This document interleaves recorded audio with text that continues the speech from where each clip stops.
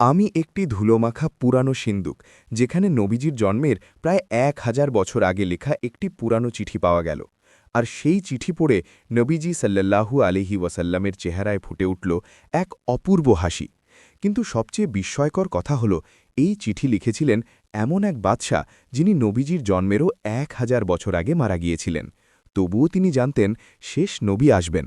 এটা কোনো কল্পকাহিনী নয়, এটা ইতিহাসের পাতায় লেখা সেই সত্য ঘটনা যেখানে ইয়েমেনের এক পরাক্রমশালী বাদশা তার বিশাল বাহিনী নিয়ে সামারকান্দ পর্যন্ত জয় করেছিলেন, আর তারপরও মক্কার সামনে এসে থামতে বাধ্য হলেন। অন্যদিকে ছিল পৃথিবীর সবচেয়ে ক্ষমতাশীল বাদশা, যের বাদশাকে হাঁটু গেড়ে বসিয়ে দিয়েছিল। আজ বলবো কে ছিলেন সেই বাদশা। তুব্বা। কিভাবে কাবার সামনে তার অহংকার ভেঙে গেল, কেন তিনি 1000 বছর আগেই নবীজির জন্য একটি বাড়ি বানিয়ে রেখে গেলেন, আর সেই চিঠিতে কি লেখা ছিল যা শুনে নবীজি বললেন, সালে ভাই তুব্বাকে সাবাস। নবীজির আগমনের প্রায় 1000 বছর আগের কথা। ইয়েমেনের পাহাড়ে তখন সোনা মিলত, নদীতে বইত স্বচ্ছ পানি, শহরে শহরে ফলের বাগান, আর তাদের বাণিজ্যপথ ছড়িয়েছিল সারা বিশ্বে। এই ভূখণ্ডকে বলা হতো হিমিয়ারের সালতানাত, যাকে ইতিহাসবিদরা একসময় পৃথিবীর সবচেয়ে ধনী রাজ্য বলেছেন। সেই যুগে দুনিয়ায় মাত্র দুটি মহাশক্তি ছিল, রোমান সাম্রাজ্য আর পারস্য সাম্রাজ্য। কিন্তু আরবের দক্ষিণে এই হিমিয়ারের সালতানাত তৃতীয় শক্তি হিসেবে মাথা তুলছিল। যেমন ইরানের বাদশাকে বলা হতো কিসরা, রোমের বাদশাকে কায়সার, মিশরের বাদশাকে ফেরাউন, তেমনি এই অগ্নিপূজক কওমের বাদশাকে বলা হতো তুব্বা। আর সেই তুব্বাদের মধ্যে সবচেয়ে শক্তিশালী ছিলেন আবু করিব আল আসাদ তুব্বা আল হিমিয়ারি। এই বাদশার সেনাবাহিনীতে ছিল ১.৫ লক্ষ অশ্বারোহী, ১ লক্ষ পদাতিক সৈন্য, আর ৪,০০০ জ্ঞানী পণ্ডিত, যাদের মধ্যে ছিলেন জ্যোতিষী, রসায়নবিদ, চিকিৎসক এবং সব ধর্মের আলেম। কিন্তু এই বিশাল বাহিনী নিয়ে যখন সে মক্কায় পৌঁছল, তখন শহরের কোনো সর্দার তাকে স্বাগত জানাতে এল না। কিন্তু কেন? আর এরপর কি হল? বাদশা তুব্বা তার বিশাল বাহিনী নিয়ে মক্কায় এলেন, কিন্তু শহরের কোনো নেতা তার অভ্যর্থনায় এলেন না। এটা দেখে ক্রোধে জ্বলে উঠলেন তিনি। তার মন্ত্রী আমারিস বললেন, এরা মূর্খ বেদুইন। এখানে একটি পাথরের ঘর আছে যাকে কাবা বলে। এরা মনে করে এটা আল্লাহর ঘর এবং আল্লাহ নিজে এর রক্ষা করেন, তাই এরা কোনো শাসককে ভয় পায় না। এটা শুনে বাদশার মাথায় আগুন জ্বলল। তিনি সিদ্ধান্ত নিলেন কাবা ভেঙে মাটিতে মিশিয়ে দিবেন। কিন্তু ঠিক সেই মুহূর্তে হঠাৎ তার মাথায় শুরু হল তীব্র যন্ত্রণা। নাক, মুখ, চোখ দিয়ে রক্ত ঝরতে লাগল। এমন দুর্গন্ধযুক্ত তরল বের হতে থাকল যে সবাই তার কাছ থেকে সরে গেল। দুনিয়ার সেরা চিকিৎসকেরা দিন-রাত চেষ্টা করলেন। শতাব্দী পুরানো প্রেসক্রিপশন প্রয়োগ করা হল, কিছুই কাজ হল না। তখন বাহিনীর ইহুদি পণ্ডিতরা এগিয়ে এলেন। তারা বললেন, এই রোগ আসমানি, কারণ আপনি কাবা ধ্বংসের নিয়ত করেছিলেন। তারা বললেন, কাবা কোনো সাধারণ ঘর নয়, এটা সেই ইব্রাহিম আলাইহিসসালামের নির্মিত ঘর যিনি সকল নবীর পূর্বপুরুষ। বাদশা তুব্বা মনে মনে তওবা করলেন, আর সাথে সাথে তিনি সুস্থ হয়ে গেলেন। সুস্থ হয়েই তিনি সরাসরি কাবার দিকে হেঁটে গেলেন, তাওয়াফ করলেন, কুরবানি দিলেন। তারপর এমন একটি কাজ করলেন যা ইতিহাসে কেউ কখনো করেনি। ইয়েমেন থেকে আনলেন সেরা রেশমি কাপড় এবং কাবা শরীফে চড়ালেন গিলাফ, ৭টি রেশমি গিলাফ। সেই কাপড়ের নাম ছিল হিবারা, লাল রঙের ওপর সাদা ডোরা। তুব্বা হিমিয়ারি হলেন পৃথিবীর প্রথম মানুষ যিনি কাবায় গিলাফ চড়ালেন, আর সেই ঐতিহ্য আজও চলছে।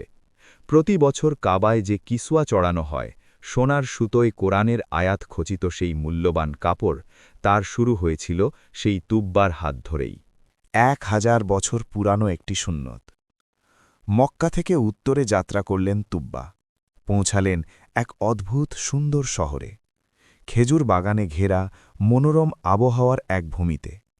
এই শহরকে তখন বলা হতো ইয়াসরিব, আজ যা মদিনা মনওয়ারা নামে পরিচিত। এখানকার মানুষদের সাথে যুদ্ধ শুরু হল, কিন্তু অদ্ভুত ব্যাপার, দিনে যুদ্ধ করে আর রাতে মেহমানদারি করত। বাদশাহ হতভাগ হয়ে গেলেন। তখন তার বাহিনীর ইহুদি পণ্ডিতরা পুরানো আসমানি কিতাবের পাতা উল্টাতে লাগলেন। তারকা হিসাব করলেন, মাটি শোঁকলেন, পাথর পরীক্ষা করলেন, আর বললেন, এই মাটি সেই মাটি, এটাই সেই শহর যেখানে শেষ নবী হিজরত করবেন। বাদশাহ তুব্বার হৃদয়ে তখন এক অদ্ভুত আকাঙ্ক্ষা জন্ম নিল, শেষ নবীকে একবার দেখার। তখন তার ৪,০০০ পণ্ডিত একটি শপথ নিলেন, আমরা এই মাটিতেই থাকব, যদি ভাগ্য সহায় হয় শেষ নবীর দর্শন পাব। বাদশাহ তাদের জন্য বাড়ি বানালেন, তাদের দাসীদের মুক্ত করে বিয়ে দিলেন যাতে বংশবিস্তার হয়, আর শেষ নবীর জন্য বানালেন একটি দোতলা বাড়ি। বললেন, যখন তিনি আসবেন এটা তার বিশ্রামের ঘর হবে। তারপর লিখলেন একটি চিঠি। ১,০০০ বছর পর সেই চিঠি পড়বেন নবীজি সাল্লাল্লাহু আলাইহি ওয়াসাল্লাম। চিঠিতে সোনার মোহর লাগালেন, যাতে লেখা আগে ও পরে সব হুকুম একমাত্র আল্লাহর। চিঠিটি মদিনার এক সর্দারের হাতে দিয়ে বললেন, এই চিঠি শেষ নবীর কাছে পৌঁছে দিবে। যদি তোমার জীবনে তিনি না আসেন, সন্তানদের দিবে। বংশ পরম্পরায় এই আমানত রক্ষা করবে যতদিন না তার হাতে পৌঁছায়। এরপর শুরু হল ১,০০০ বছরের প্রতীক্ষা। হিজরি ১ সনে নবীজি সাল্লাল্লাহু আলাইহি ওয়াসাল্লাম মদিনায় হিজরাত করলেন। মানুষ দলে দলে আসছে, সবাই বলছে, ইয়া রাসূলুল্লাহ, আমার ঘরে তশরিফ আনুন। নবীজি বললেন, আমার উটনীকে ছেড়ে দাও, সে যেখানে থামবে সেটাই আমার ঠিকানা। উটনী থামল, ঠিক সেই দোতলা বাড়ির কাছে যে বাড়িটি ১,০০০ বছর আগে বাদশাহ তুব্বা নবীজির জন্য বানিয়ে রেখেছিলেন। সেই বাড়িটি তখন ছিল হজরত আবু আইয়ুব আনসারী রাদিয়াল্লাহু তাআলা আনহুর মালিকানায়। নবীজি সেখানে কিভাবে? নবীজি বললেন, আমি মোহাম্মদুর রসূলুল্লাহ, শাহে ইয়েমেনের যে চিঠি তোমার কাছে আছে তা আমাকে দাও। চিঠি খোলা হল।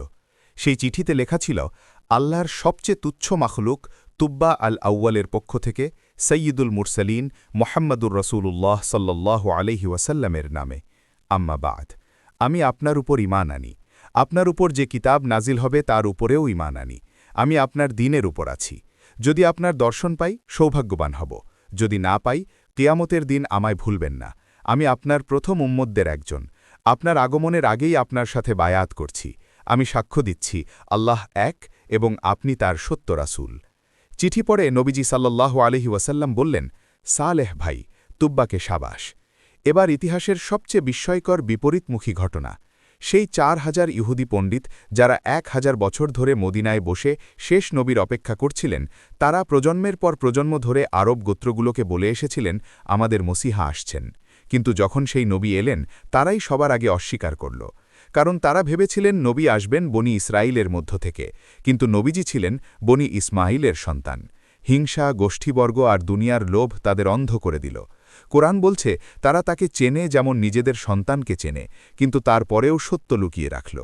ইয়েমেনে ফিরে এসে বাদশাহ তুব্বা তার কওমকে মূর্তিপূজা ও অগ্নিপূজা ছেড়ে সত্যের পথে আসার আহ্বান জানালেন, কিন্তু কওমের পুরোহিতরা বিদ্রোহ করল। তখন প্রচলিত একটি রীতি ছিল, দুই পক্ষের বিবাদ মেটাতে পাহাড়ে আগুন। পাহাড়ের সেই গিরিখাতে দুই দল দাঁড়াল, এক পাশে তুব্বা ও তার মানুষেরা, অন্য পাশে মূর্তিপূজারীরা। হঠাৎ পাহাড় থেকে আগুন নামল। আগুন ছুটে গেল মূর্তি পূজারীর দিকে আর তাদের ভস্মীভূত করে ফেলল। তুব্বা ও তার সঙ্গীরা অক্ষত রইলেন। এই মজেজা দেখে বহু মানুষ সত্যের পথে এলেন। কিন্তু ইতিহাস সাক্ষী, তুব্বার মৃত্যুর পর তার কওম আবার পথ হারাল, আবার অগ্নিপূজায় ফিরে গেল, আর একটি আসমানি আজাবে কওমে তুব্বা ধ্বংস হয়ে গেল। বাদশাহ তুব্বা আবু কারিব আল হিমিয়ারি, তিনি পৃথিবী জয় করেছিলেন, কিন্তু তাকে আজ মনে রাখা হয় অন্য কারণে। তিনি প্রথম মানুষ ছিলেন যিনি কাবায় গিলাফ চড়িয়েছিলেন। তিনি শেষ নবীর জন্য বাড়ি বানিয়ে রেখে গিয়েছিলেন, আর ১,০০০ বছর আগেই নবীজির নামে চিঠিতে বায়াত করে গিয়েছিলেন। তুব্বা ছিলেন পরাক্রমশালী বাদশাহ, কিন্তু সত্যের সামনে মাথা নত করলেন। আর সেই ইহুদি পণ্ডিতরা সব জেনেও হিংসা ও অহংকারে সত্য অস্বীকার করলেন। এই দুটি পথের পার্থক্যই এই গল্পের সার কথা। সত্যকে বিনয়ের সাথে গ্রহণ করাই আসল সাফল্য, আর অহংকার ও জিদ মানুষকে এবং জাতিকে ধ্বংসের দিকে নিয়ে যায়।